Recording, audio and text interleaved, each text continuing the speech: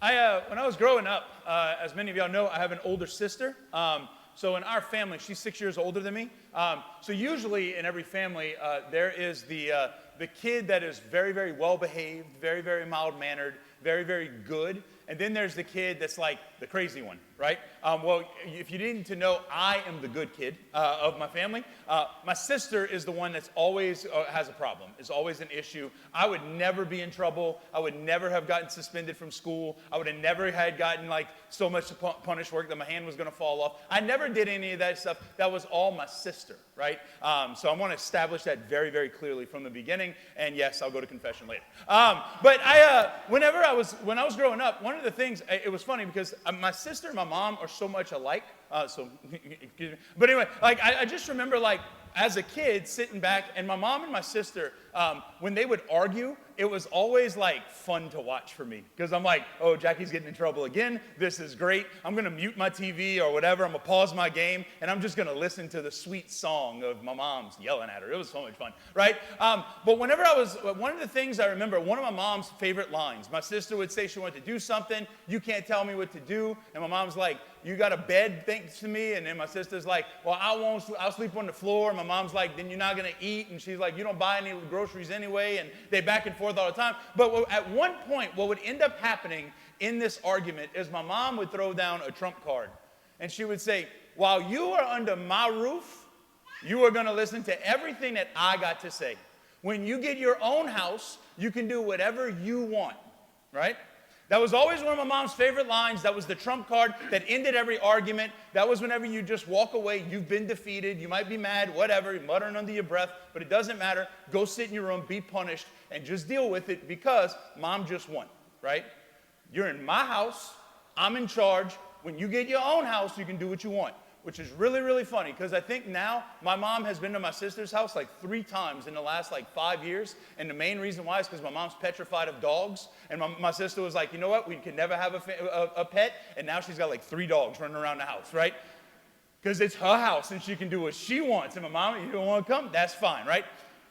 But that kind of idea of if you're going to be in my house, you got to follow my rules. Every time when I was looking at today's feast, when I was looking at today's celebration, where we talk about Christ as King, right? The solemnity of Christ the King. There's this feeling of almost like, if you're gonna be with me, you better listen, otherwise get out. It kind of has a connotation, right? Like if you're gonna live with me, if you're gonna do what I want you to do, and you better listen. If you don't listen, then get out. And the get out is not really nice when it comes to our faith, right? I think, though, our readings today actually give us a little bit different spin. It's interesting because our 2 readings, our first reading and our gospel in particular, those 2 readings typically they kind of build on one another. They kind of point to one another. And if we look at those 2 readings today, it might be kind of hard to understand what is actually going on, and we might have to tease it out a little bit. So what I want to do today is I want to look at our 2 readings, and I want to have maybe it gives us a deeper and better appreciation for this theme of Christ the King that the church invites us to wrestle with, right? The church invites us on this last Sunday of the liturgical year to kind of sit with and reflect on. When we look at our first reading, what we have is in the second book of Samuel, we have this very dramatic moment. We might miss the context a little bit of the 10 northern tribes of Israel coming to King David and saying, we want to be a part of this family. They're coming to give their allegiance to King David. Now, some background that takes place here is that before King David, before this generation, there was a king named Saul, not the one that would become Paul, but King Saul of the Old Testament. King Saul, right, was a leader, was going through and doing his thing as the leader of Israel. And as he was the leader of the people of Israel, he would kind of waver a little bit from God's plan. He was disobedient to God.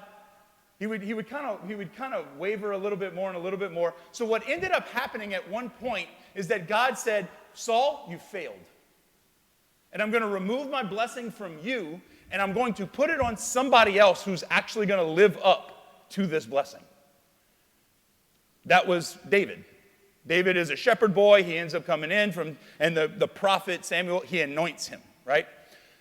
So what ends up happening at one point is that David is trying to follow and listen to Saul. He's like in the kind of the leadership, if you will, of the Israelite community. And as he's going through, this is where he gets called into battle against Goliath and he wins. He's a really good shot, right?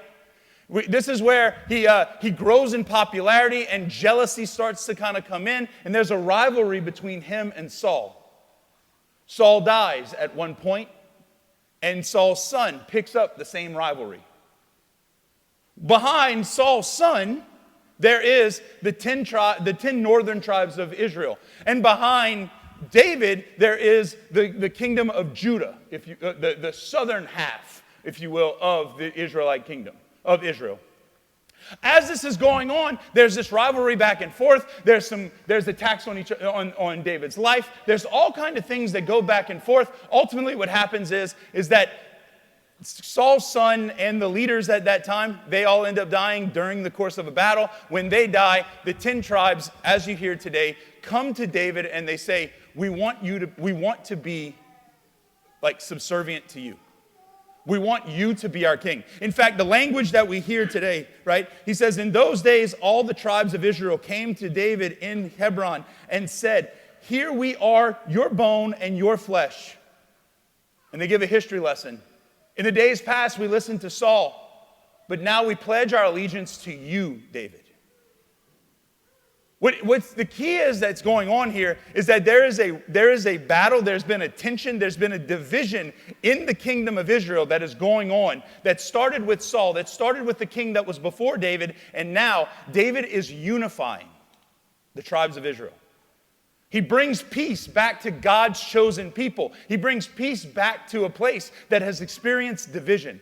David, as a king, right, stands in this moment of authority, and what he does is he invites and unifies God's chosen people again. David is a unifier. David would become the example for all the kings ever in the Israelite community, right, in the history of Israel. For thousands of years, people would look back. To this day, people still look back to David as the quintessential king of what Israel needs and what Israel should have. But David was imperfect. David would mess up a lot later on. David does not have a spotless reputation, does not have a spotless resume. But he would become a standard bearer of what it meant to be a king. He unified. He brought the fold back together. He brought God's chosen people together before him as king, and before Yahweh, the one God. So he became the expectation, he became the model that the Israelite people, the Hebrew people were waiting for.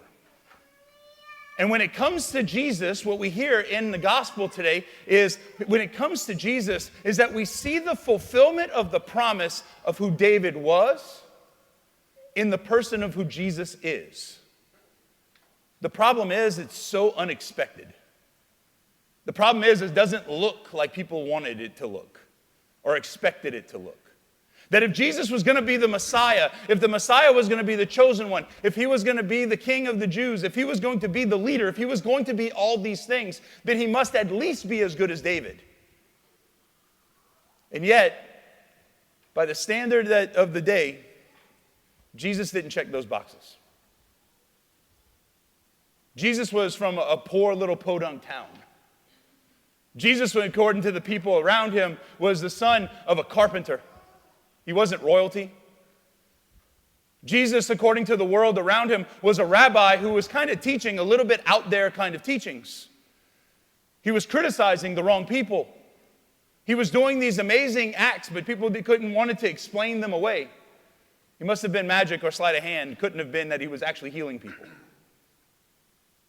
So what happens is that when Jesus claims that he is the king of the Jews, he is the one that people have been waiting for. Before Abraham was, I am, which is a sign of his divinity, where he's saying, I am the Son of God. I am the one who you've been waiting for. I am the Messiah. Worship. Because I'm going to my Father. And that's where I want you to come too. He was rejected for it. And we know in 3 months' time we'll be celebrating and looking at Lent and going through Easter and all the ways in which Jesus went through this suffering, went through this rejection, walked the way of the cross, and gets to the moment of our gospel today.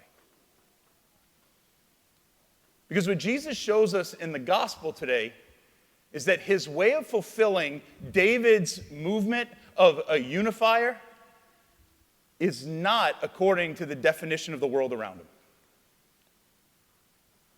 You see, Jesus, when he was crucified, we need to understand what crucifixion is. Crucifixion is meant to be public humiliation. Crucifixion is meant to be the worst kind of suffering you could possibly experience. Crucifixion was meant to be something that was not only going to hurt you and kill you and was going to make you suffer along the way, but it was also meant to be a deterrent to the people around you that, hey, if you don't listen, if you don't fall in line, you're next. It was meant to be a moment of absolute, utter embarrassment. But the guards don't realize that in trying to embarrass him, in trying to call him out, in trying to mock him, that what ends up happening is they crown him. Over and over through a Passion account we hear, first thing that happens is that after Jesus is arrested, they bring him back, and after they beat the heck out of him, what happens? They put a crown on his head. It's not a gold crown. It's not a beautiful crown like David would have worn. It's a crown of thorns that has about 2 to 3 inch thorns that are stuck in his head to the point that they have to break through his skull. After he's been beat and basically naked, what they do is they throw a purple cloak around him. To mock him, of course, but purple was more of a majestic color. It was a color that was meant and reserved for kings and people of influence. And he's brought out and presented to the people. What happens is he carries the cross up Calvary, and after he carries the cross, that he's presented to the entire world after he's nailed to the cross with a sign, as you can see on our crucifix, of INRI, means Jesus of Nazareth, King of the Jews. It's what Roman numerals would have looked like. Jesus, the J, Nazareth in R, Rex, J, Jerusalem. That to the entire world to see that it was written in Hebrew, it was written in Greek, and it was written in Latin so that the entire world can see, the entire world can read the proclamation that this is the King of the Jews. In fact, one of our Gospels actually says that when it was put up, the high priest went to Pilate and said, do not put that he is the King of the Jews, put that he said he was the King of the Jews. But Pilate says, too late, I already wrote what I wrote. It's a prophetic message. The throne that he gets to sit on is not a throne that is comfortable, is not a seat of authority, but instead the throne that he sits on is a throne of wood that he held up by nails. Jesus is anointed a king, is presented as a king, is shown to the world as a king in the most broken and twisted way possible. But what happens in our gospel today, the drama that takes place in our gospel today, shows that he was meant to fulfill the same kingship that David held, but for this new covenant. For the church, for you and I. You see, Jesus was crucified with 2 men, one on either side. One is the good thief that we hear is redeemed, and Jesus says, you'll be with me in paradise. One on the other side is the one who criticizes him, that as he's hearing people yell at him and mock him from the crowd, that he looks at Jesus and he says, why don't you get down and save me too? Why don't you get down and save us? If you're really as powerful as you say you are, otherwise, just be quiet and let me die in peace. He continues the mocking. On the other side, the good thief. Do you not know who we are with? A sign and testament of faith. When Jesus is bringing in, when we hear that Jesus right, just like David was a unifier, the unifying that he is doing, he is not trying to unify something as simple as tribes in the ancient world. He's not trying to unify a nation or a people. What Jesus is trying to unify is humanity, and he's unifying them back to God. He's saying, you, even though you're a criminal, even though you have failed, even though you have messed up, even though you have been justly condemned to death, as he claims, he says, even you can have heaven. Because you've expressed faith in me as a king. Because you've expressed faith in who I am. You see, the interesting thing about today's feast is not this idea of you're in my house, under my rules, under my roof. When you have your own, you can do what you want. What Jesus is saying to us today is that if I am the king, if we proclaim Christ the king, if we celebrate that Christ is king, then he has to have sovereignty. He has to have rule. The good thief understood that. The other didn't. The other rejected that.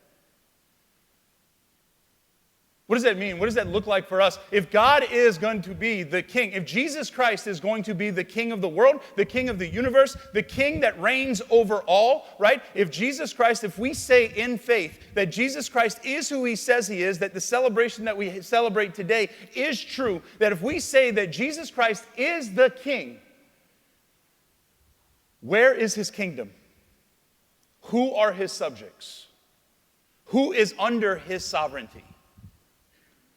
Every one of us. The thing is, this relationship is not one. It has strings attached. If we say, Lord, I want to follow you, right? God, I want you to be with me. God, I want you to bless me. God, I need peace. God, I need help. God, I want to be with you. God, I want to get to heaven. All of these things that are good things that we all would say, I would expect that all of us would echo, that all of us would desire. What does it mean? It means that if we're going to say these things and follow him as our king, then he has to have sovereignty over us. What do I mean? That Jesus Christ is in control. And I don't know about you, but I don't like that sometimes. That if we're going to say Christ is king, that God, you are in control. I want to want what you want. I want to go where you go. I want to do what you're calling me to do.